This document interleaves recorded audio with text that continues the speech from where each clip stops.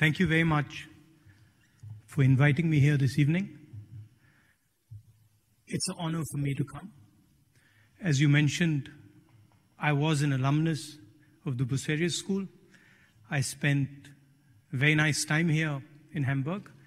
We learned quite a lot and had a lot of fun. So those were good days, and I'm happy to come back. I'm here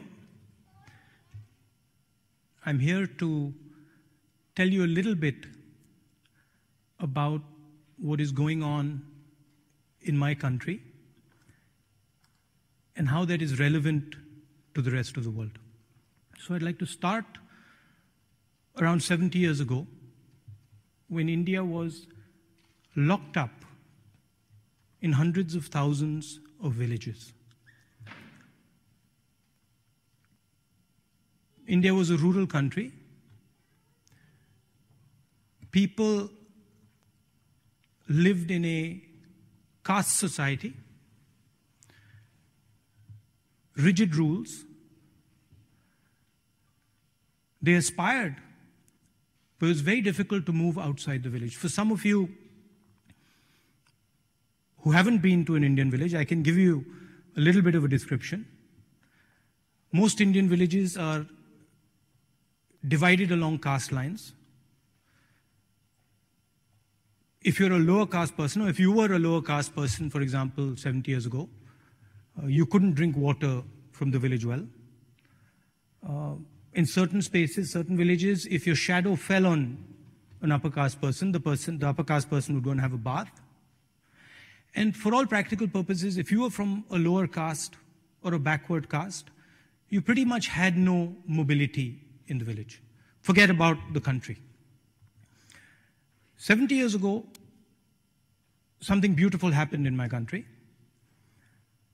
We got independence, and we started a journey. A transition from a rural India to an urban India. A transition of imagination. A transition in the way India viewed itself, a transition in vision. And India, which had not been moving for a long time, had been static, had been isolated, started to wake up. And a transition began slowly, and then it picked up speed. And the transition was essentially Indian people breaking the ideas of caste, breaking the ideas of a lack of mobility, and starting to move. And it was enabled by the idea of one man, one vote, enshrined in our constitution. Similar transformation was taking place nearby. Hundreds of millions of people in India, hundreds of millions of people in China, changing their way of being, changing their existence. The idea was the same. Urbanization, modernity, but the method and the way they did it was completely different. China did it in a centralized way, reasonable amount of violence, managed by the Communist Party, managed by the People Liberation Army. And India did it organically, in a decentralized way. Anybody could do anything they want. Anybody could move wherever they wanted. China, the Communist Party decided where you would go. But the end result was a massive transformation of hundreds of millions of people. Never seen before. Never ever in human history have so many people changed their way of living, changed their view of the world, changed their vision. And there were a couple of things that were the foundation of this transformation in India. One idea was that if India was going to go through this risky transition, difficult transition, dangerous transition, everybody should be included in it. India should not transform itself for few people. India should not transform itself for just one community or one group of people. India should transform itself for every single Indian. Every single Indian should be able to aspire. Many languages spoken in my country, many, many different states, different cultures, different ideas. We wanted all of them to be included in this sort of awakening, or in this transformation. The second idea was that this transformation would mean different levels of risk for different people. So poor people would face a higher risk in this transformation. They would have to make a much bigger change. They would have to move from a village to a city. The risks were much bigger. Certain communities, certain groups of people would struggle. Certain groups of people would require a cushion, maybe some help. Dalit communities, lower caste communities, tribal communities, minorities. So the idea was that as we transformed, the government should support its people, should help its people smoothen this traumatic transition, this traumatic change. So the government, pretty much all governments, until the last one, this one, 2014, Narendra Modi government, followed these two ideas very, very strongly. So for example, poor country like India guarantees 100 days of work to all its poor people. It's called the Guaranteed Employment Scheme. You can be anybody, any religion, you can speak any language. If you live in India, you're a poor person, you get 100 days of guaranteed employment.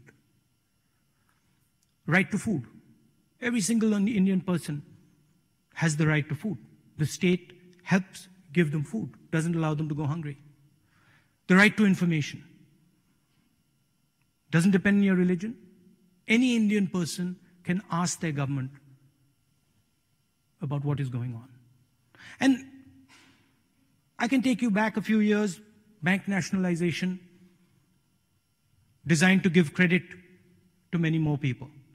So these were two of the fundamental ideas that pretty much every single Indian government held true, which has now been attacked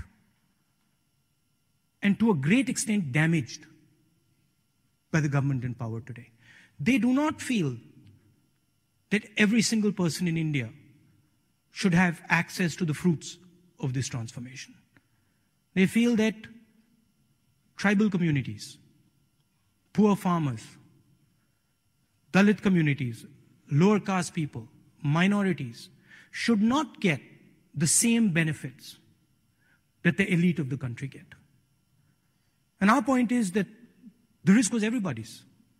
Everybody took the risk, and we feel everybody should get the reward. The other thing they've done is they've started attacking the support structures that were designed to help certain groups of people. Very recently, a law that protected the Dalit community from violence was scratched down. The right to food was weakened. The right to guaranteed employment weakened. And all the money that used to go into these schemes is now going into the hands of very few people, the largest corporates in the country. But that's not the only damage they've done. There's something much more significant and dangerous that the government has done. This transition that took place on an informal economy, took place on the back of millions of small and medium businesses that allowed people from the villages to come to the cities, to do a job for a couple months, and then go back to the village. They acted like a shock absorber. A couple of years back, the Prime Minister demonetized the Indian economy. He basically said that 1,000 rupee and 500 rupee notes would be worthless. And he destroyed the cash flows of all these small and medium businesses. Millions and millions and millions of people who worked in the informal sector were left unemployed. I want to give you a sense of the scale of this. China produces 50,000 new jobs every 24 hours.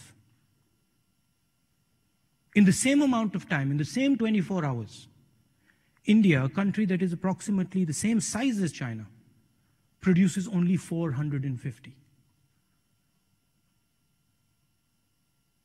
And they didn't stop at demonetization. They imposed a badly conceptualized, badly thought through, badly implemented goods and services tax, which complicated the lives of these small and medium businesses and basically resulted in the closure of hundreds of thousands of them. And large numbers of people who worked in these businesses were forced back to the villages. And these three things that the government has done has made India angry. And that's what you get to read in the newspapers. When you hear about lynchings in India, when you hear about attacks on Dalits in India, when you hear about attacks on minorities in India, that's the reason for it. That a huge, powerful transformation, which is frankly shaping the entire world, requires certain protections for its people. And that protection is being taken away. And India is reacting to that. It's very dangerous in the 21st century to exclude people. And I want to give you a small example. A strong example, but a small, strong example. The United States attacked Iraq in 2003. And one of the first things they did was Executive Order 1 and Executive Order 2, which is in common parlance called de-Baathification. But in fact, it was a law that stopped a particular tribe in Iraq from getting government jobs, a law that stopped them from getting jobs in the army. And there was a history to it, so it seemed like a very innocuous decision at the time. It took the United States a couple months to defeat Saddam Hussein's army. Hardly any Americans died. Very limited number of soldiers died. Few months after the invasion, the network that was excluded from jobs in Iraq, the Tikriti tribal network, linked up with the cell phone network in Iraq and with the network of artillery shells that were left in the villages. And you got an insurgency that fought the United States and caused massive casualties to the Americans. And it didn't end there. That insurgency slowly entered empty spaces. It entered the empty space in Iraq. It entered the empty space in Syria. And then it connected with the global internet to form the horrific idea called ISIS. And I'm explaining this because if you don't give people a vision in the 21st century, somebody else will give them one. And that is the real risk of excluding large numbers of people from our development processes. Every country faces this risk. If you don't embrace people, if you don't give people a vision, somebody else is going to do it. And that vision might not be a vision that is good for you or good for the world. I want to end by telling you about a conversation I had many years ago with the ex-Defense Secretary, Robert McNamara, which has stayed in my mind. He had come to India and I asked him, what was your experience in the Vietnam War? What was your takeaway from the Vietnam War? And he said to me, you know, Rahul, during the war we used to talk to the Vietnamese. I used to talk to the Vietnamese generals. And we spent a lot of time talking to them. But we never listened to each other. It was only after the war, when I met those same generals, that I realized that what they were telling us was not what we were hearing. And what we were telling them was not what they were hearing. And he said that I wish that we had listened to them during the war, we would have saved many, many lives. And I think that's what is important in the 21st century. You can disagree with somebody, but in a connected world, you have to listen to what they're saying, where they're coming from. As I said recently, hate is a choice. I can fight you, I can take you on, I can compete with you, but hating you is something that I actively have to choose to do. And I think hate is a dangerous thing in a connected world.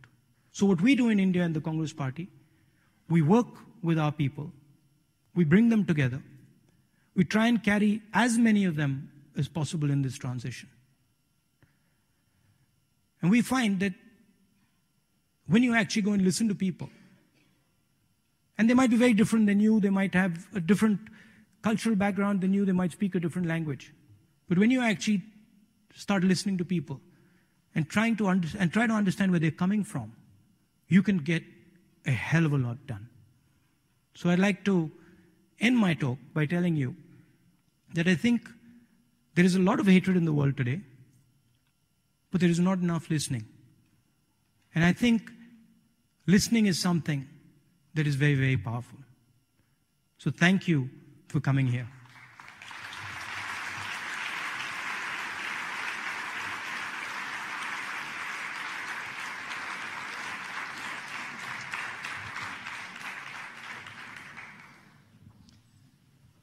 Thank you so much. I think there will be lots of questions from the audience, but let me go first. Okay.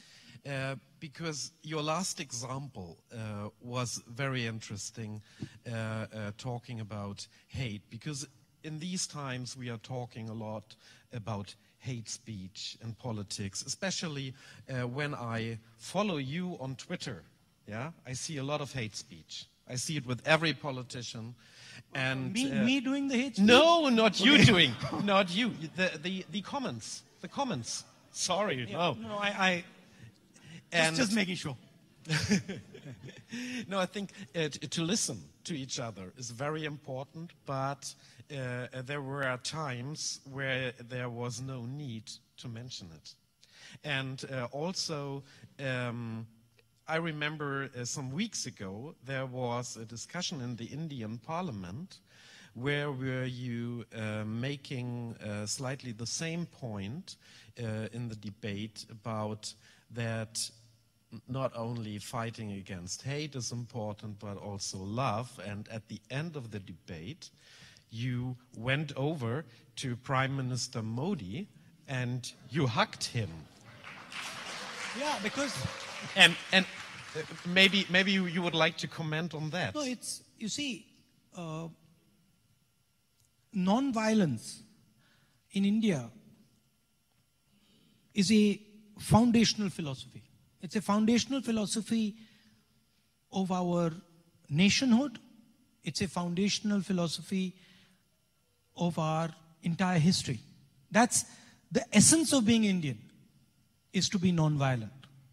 And the basic idea is this, that if someone hates you, that is something that they're doing. Hate is, it is their internal emotion, it is their reaction to the world. Responding to their hate with hate is quite foolish. It's not going to solve any problem. And you're in full control of how you respond to things. The only thing really you control is how you respond to things. So when the Prime Minister was making sort of hateful remarks at me, I was feeling that I needed to go in, give him a hug and tell him the world is not such a bad place and it is not all evil out there, and that there are many people who actually have a lot of affection, and I give him a hug. Thank you. Now he didn't like that. He didn't like that because no, Gandhiji actually wrote it. You see, he said that the only way you can counter hate is through love. You can't counter hate with hate because it just increases the hate. And when I actually went and showed affection to the Prime Minister, he was taken aback. He was upset by it. But it works. It really does. Also, it was quite unusual and a real surprise, and I also think a real surprise also to the members of your own party, wasn't it? Yeah, they were a bit, some of them didn't like it. Some of them told me later that, you shouldn't have hugged him. But I disagreed. I said, no. I think the conversation, not only in India, the conversation in the whole world, somehow people think that by hating other people, you'll get a solution. And I've seen in my own life that you simply won't get a solution. The only solution is through conversation. The only solution eventually is by talking to people and showing them that you understand where they're coming from. So then let's see how much love we will get from the questions of the audience. So, as I mentioned, we have participants of this year's Bucerius Summer School with us from 33 different countries from all over the world. But I would like to bring in not only participants, but also members of the audience as well. I would like to start with a member of our participants. Over there, Noura, please. Thank you so much for this. Am I allowed to walk up and down? Or? Yes, of course. Oh. Okay, but now I have to stand in honor of you coming. No, you can't see. They can't see me. I guess with the lights. We can stand here. Thank you so much for this most inspiring talk. I think in the world we live in today, we need more people like you to spread the love and remind us of what is truly important. My question is very simple and yet a complicated one. You cannot fight hate with hate, but how do you fight violence? Because today we see in the world where there is violence. How would you suggest that we fight that? The only way you can fight violence is with non-violence. There's no other way. It's the same. There's no other way. You might be under the illusion that you can fight violence with violence, but it'll come back. You might think that you're very powerful and that you can subdue somebody else. But believe me, they'll find a way of coming back. Because violence is being caused because of a certain anger inside. Until you remove the anger, until you understand and remove the anger, it's going to remain there. So you can't fight violence with more violence. And of course, there are people out there who are so angry and so deeply infected by hatred that it'll take a huge effort. But I think that's the only way forward. That's the philosophy I believe in. Look, I've lost 2 members of my family. My grandmother and my father were both killed. So I've suffered violence. I'm talking actually from experience. I'm not talking without experience. And I can tell you that when you look at it properly, when you look at violence properly, there is only one way out of it. The only way you can move forward after violence is through forgiveness. There is no other way. And to forgive, you have to understand. You have to understand what exactly happened, why it happened. See, there is the common narrative is there is always someone at fault and someone who's not at fault. But if you go into the nuances, there are people at fault on both sides. And there are people trying to solve the problem on both sides. So it's working that. You will see in the 21st century, you will see a certain amount of violence. It's a result of the connectivity, it's a result of limited resources. You will see it. And you will have to deal with it. But the way to deal with it is to actually listen, is to actually, at least from your side, act non-violently. And people think that this is weakness. A lot of people think that if I react non-violently to your violence, this is weakness. But in fact, this is strength. So the next one would be Melanie. And I can... Is it okay? Thank you very much for your inspiring talk. I mean, you said you would also talk a little bit about India and the world, and you now spoke about like the more domestic political issues. Can I interrupt you? Yes. I just want to answer. I just want to put a last answer to that, because it didn't. I needed to close that. See, my father was killed by a terrorist. Okay, he was killed in 1991. In 2009, I saw the person who killed my father lying in a field in Sri Lanka. Okay? And I called up my sister and I said to my sister, Priyanka, this is very strange, but I'm not happy. I should be celebrating that the person who's dead is the person who killed my father. But somehow I'm not happy. And she says, you know what, you're right, I'm not happy either. And the reason I wasn't happy was because I saw myself in his children. So I realized that him lying there actually means that there are kids like me who are crying. And he might have been a bad person, he might have been an evil person, whatever you want to call it.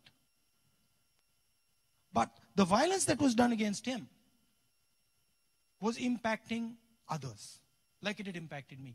So, if you want to truly get into it, you have to understand the person who's being violenced's perspective. You have to understand where that person is coming from. And if you go deep into it, you'll find that there is something that has triggered that violence. It's not just a random event. Some action, some violence done against him or her has triggered it. Sorry.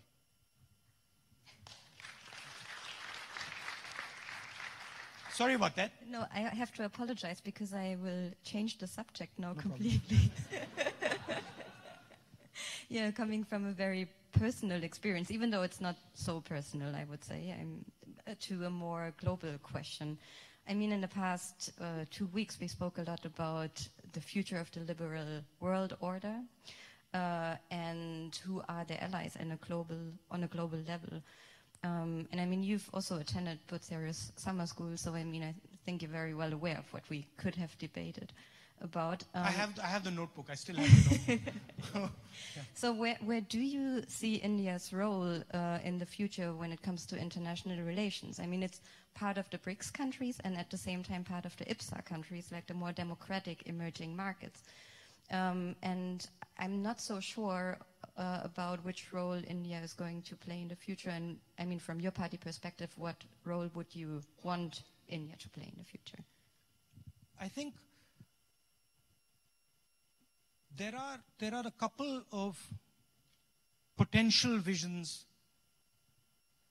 out there. There is a American vision. There is a European vision. There is a Chinese vision.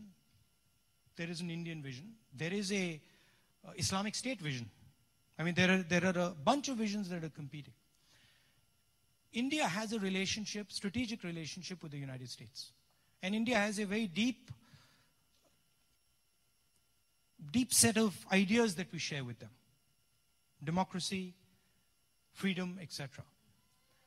But India cannot ignore the fact that China is growing extremely fast and is going to shape the planet. So to me, India's role is actually to balance these two forces, much like Europe's. I think what would be the worst thing that could happen is that the Chinese and the United States get into a conflict. And I think that would be the absolute worst for the entire planet. And I think the Europeans and the Indians, because of their design, because of our design, are very well positioned to make sure that that conflict doesn't happen. From an Indian perspective, there are certain values like non-violence, like compassion, like listening, that are going to become increasingly more important in the 21st century.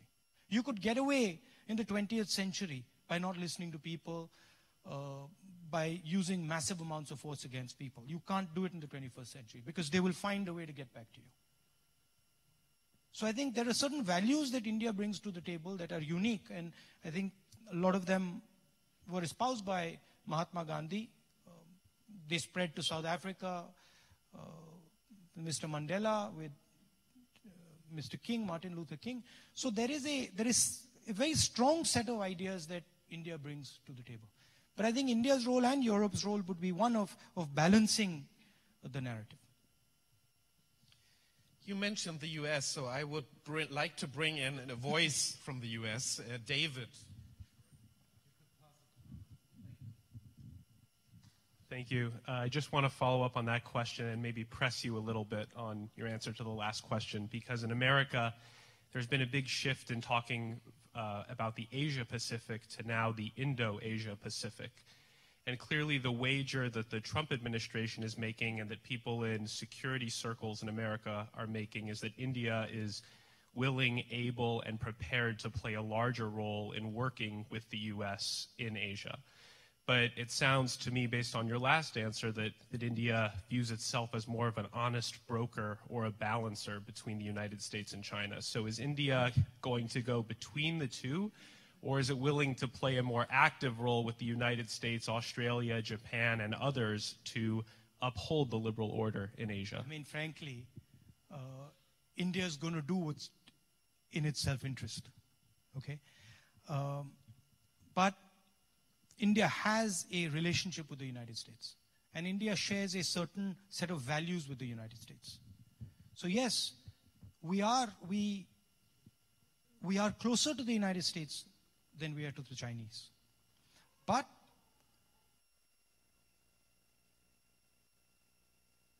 the Chinese and the United States are both major players on the planet. And India, frankly, sees itself as similar. I mean, we actually, to be blunt with you, someone asked an Indian leader, do you lean left or do you lean right? And she responded, no, we stand straight. So I think that's really the answer. What is in India's interest is what India will do. But we have a very good friendship with the United States. I think we have time for 3 or 4 more questions. I would like to take somebody from the back. First from the back and then there. Yeah? So please, I think the very last row, you. Yes. And if you could shortly introduce yourself, who you are. Hello. My name is Deepak Kapoor. I'm from India. I'm a Punjabi, living in Hamburg for the last 6 years, managing European operations of an Indian multinational here. There is so much talk about hugs, and I would like to experience one to feel it. Sorry, you would like to experience? One to feel it. You would like to experience one to feel it. Oh, okay, there's no problem. Now or later? The opposition guys in parliament, they're very careful of me now.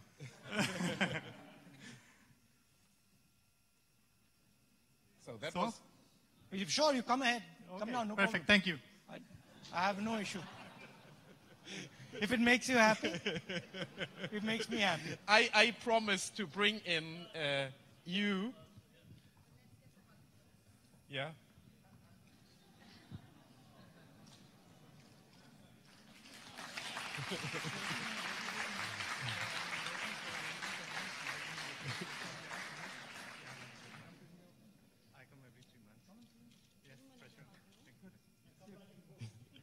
Thank you. So, over here, and if you could also introduce yourself. Okay, Deutsch, English. My name is Luba, and I'm from Moldova, but here I'm writing my PhD. My master thesis was about advertising in India. Now it's about advertising in India. and I have also Advertising. yes. And it's a big pleasure to see you live because I wrote also about you and your family. Okay, I have also to apologize because I would like also to switch the topic. And as you know, nowadays we have a big discussion about refugees from Syria, Iraq, in Germany, and also in Europe. And maybe you have some kind of piece of advice for German politicians, for European politicians. What have they do to make the situation much better, to help people, and also not, because Germans, some groups of Germans are very, I would say, not happy because of this politics. And if we talk about hate and life, maybe you have some piece of advice. And maybe you can say, what would you do if you were, for example, the Chancellor of Germany? Well, I'm nobody to advise, frankly, the Chancellor of Germany or the German people on how to deal with their problems. But I can make one or two observations. If you look at Western Europe, you look at the United States, and you look at India, and you analyze why a certain style of leadership is coming. Mr. Modi in my country, others, I won't name them, but others on the planet. The reason is that whether it is India or Europe or the United States, we are unable to give jobs to our blue collar, the sort of non-white collar person in our countries. And so there is frankly, a failure in job creation. Put bluntly, we are being outcompeted by the Chinese. And that is creating a lot of anger in society. If you want, when you get a situation of scarcity, you start to get conflict in society. And to me, a lot of the conflict that is taking place in India and a lot of the conflict that is taking place in Europe and the United States is because people here are concerned that the vision that brought them to this point is not going to take them over the next 10, 15, 20 years. And we have a lot of talk about services in India. We talk about 9% growth, 8% growth, but when you actually look at the numbers, there are no jobs. And that's a huge part of why this type of sentiment starts to develop. The other thing, frankly, is the West needs to think about the results of policies like Iraq and Syria. It needs to be careful when it goes in without understanding the consequences, without understanding the dynamics, the tribal dynamics, without understanding the societal dynamics in these societies. They might seem like weak countries, but every single country has a tremendous amount of power in it. And you disorganize that power, you upturn it, it is going to have consequences. So I think providing a vision to Europe, which is not an easy thing to do, and frankly, I can't do it. Providing a vision to India going forward, and India is developing that vision. We are beginning to understand how we move through this dangerous time. But the stuff that worked 5 years ago, I've experienced it. The stuff that worked in 2004 didn't work in 2014. It just stopped. And frankly, a lot of the conversation that takes place is about outmoded ideas that are not actually going to work in the 21st century. I ask, when I meet leaders of European countries, I ask them a simple question. I say to them, look, you are saying to me that I can see that globalization benefits India. I can see it quite clearly. You just please answer me this question. How are you going to, with your cost structure, how are you going to compete at the blue collar level with the Chinese and the Indians? I've never got an answer. And so there is tremendous energy in Europe. There is tremendous ability in Europe. But it requires a vision that utilizes that energy. It requires a vision that brings people together and says, okay, we got a problem. And this is my main complaint with the Prime Minister in India. India has a job problem. But the Prime Minister refuses to say it. And if you don't accept it and you don't say it, you can't fix it.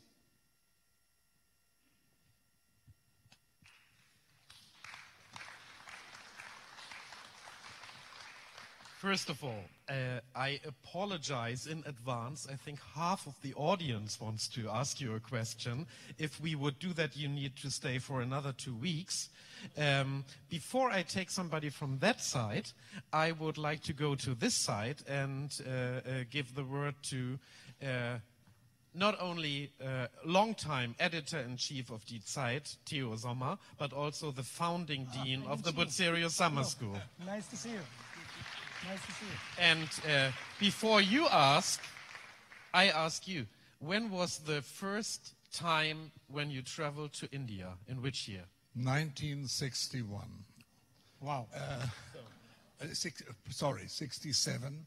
It was a conference of the International Institute of Strategic Studies in London. And your mother talked to us. Your grandmother talked to us. Sorry. Well, I have a question. Thank you. Here in Germany, all we talk about is about the Chinese century. And people have a feeling that India is limping far behind. So my first question is, are you catching up? And when will you have caught up? And my second question, what do you see for the future? There are problems between India and China.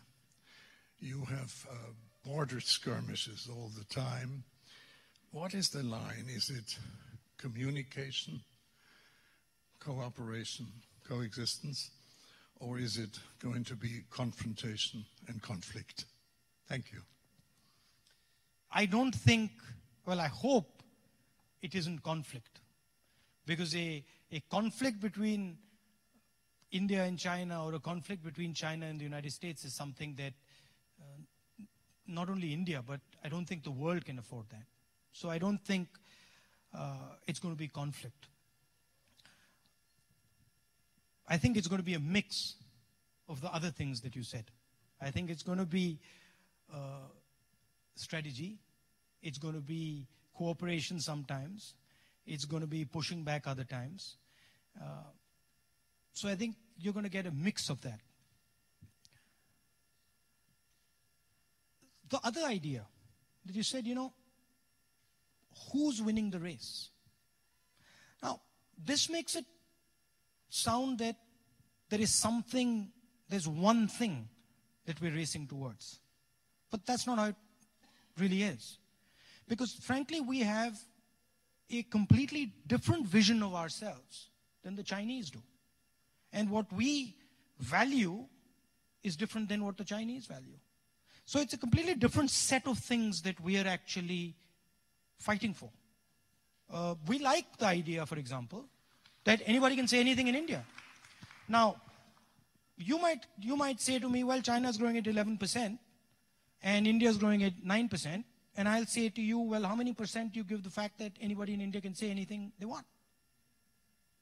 I'll give that a couple percent. I'll give that maybe 3%. So where I run into a problem is a uniform sort of rule for what success is. I respect the German people enough to say, listen, how you define your future is up to you. That's why I didn't really tell you, I didn't give advice to the German people. I can't give really advice to you because it's your vision of the world. It's what you have to do. And you will make certain compromises that maybe I won't make, and I'll make certain compromises that you won't make. So it's not this reductive sort of, are you winning or are you losing? This is frankly 20th century stuff. 21st century is we're both winning. We're trying to win here, and I think you can win there.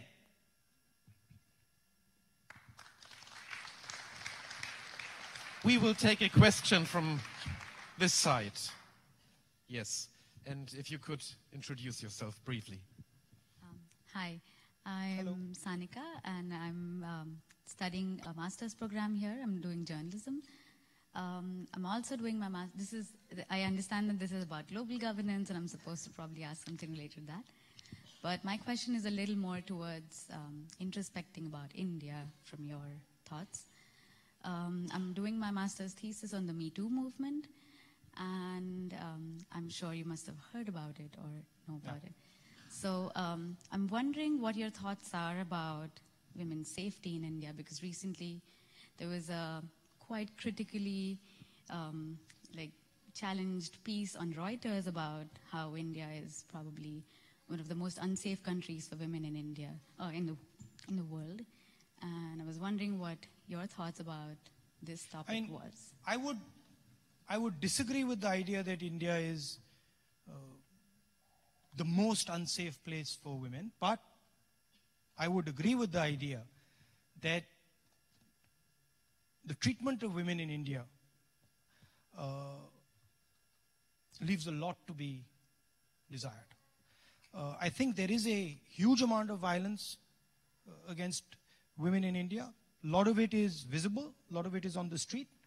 Huge amount of it is invisible, you never see it. It happens in houses. Women never talk about it. I think it is a cultural issue. It is an issue of how Indian men view Indian women. And I think it requires a huge amount of work to fix that problem. That's one component of it. The other component of it is that the level of violence in India, for the reasons I explained earlier, is increasing. And whenever the levels of violence increase, the people who are weakest bear the biggest brunt. So the fact that violence is increasing dramatically in India, women are actually getting a huge share of it. I think it is a tragedy. I think that is the single most important thing that India needs to do, is change the way its men view its women. And I think that is something that frankly is going to take a huge effort, but it is the duty of every single Indian to do it. But Sorry, go ahead. But probably from a policy-oriented or as a policy perspective, a couple of things. When I look at political parties, I don't see women representatives. When I look at the House of Parliament, when I look at legislators, I don't see the amount of women that I should. Because if you don't put women in positions of power, you won't shape the laws. You won't get their voice into the system. So I do a lot of work to try and get women into the system, to try and get women into the Congress party, and try and get women into the Lok Sabha, Rajya Sabha, Vidhan Sabha. We are championing right now a bill of reservations for women in Parliament. So that should be a big step going forward. And there's a lot that can be done on the policy side. And there's a lot that, frankly, has been done. Even at the lower levels in the elections, places are reserved for women. But at the end of it, it is a cultural issue as well. It is literally the way the Indian male views the woman. He has to start viewing her as an equal. He has to start viewing her with respect. He has to start treating her with respect. And I'm sorry to say that he doesn't.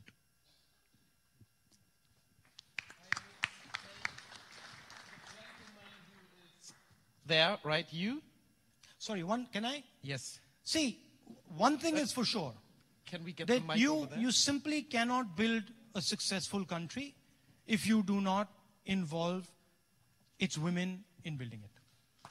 And that there, if you ask me, where, you said, are you winning the race? That's a race I'd really like to win. I'd give that a lot of weight. So now the mic is over there. Good evening, Mr. Gandhi. Good evening. My name is Richard Mantosh. I'm a lawyer from Kolkata originally. I'm studying my master's degree in law in Hamburg at present. So I had a very simple question. I've been trying to come up with intelligent questions, but the fact that you did already mention about China filling 50,000 jobs a day versus India filling 450 jobs a day. If next year, inevitably, the elections will have results next year, and your party is the largest party and will form the government, would you, as the president of your party or the leader in Lok Sabha, would you speak about population control in India? Because India's population is going up. It's not being controlled. There is no population control. There's no family control measures. People are speaking about Swachh Bharat. There's a lot of talk going on, but nobody's walking the talk. So would you do that next year, sir? Well, couple of things when you break down the issue of population. What you notice is that in the states that are doing well, population growth is stabilizing on its own. It is the states which are not doing well economically, which are Uttar Pradesh, Bihar, Madhya Pradesh, where population is an issue. Second thing is, I don't view it so much as population. I view it much more as productive people. I don't have a problem with 1.3 billion people if they're educated and if they're in the workforce. I do have a problem if they're not educated and they're not in the workforce. They're not connected to the global economy. So I don't subscribe to the idea of the sort of harsh population measures that the Chinese did. I'm much more laissez-faire when it comes to these things. On the jobs, I'll give you 2 minutes.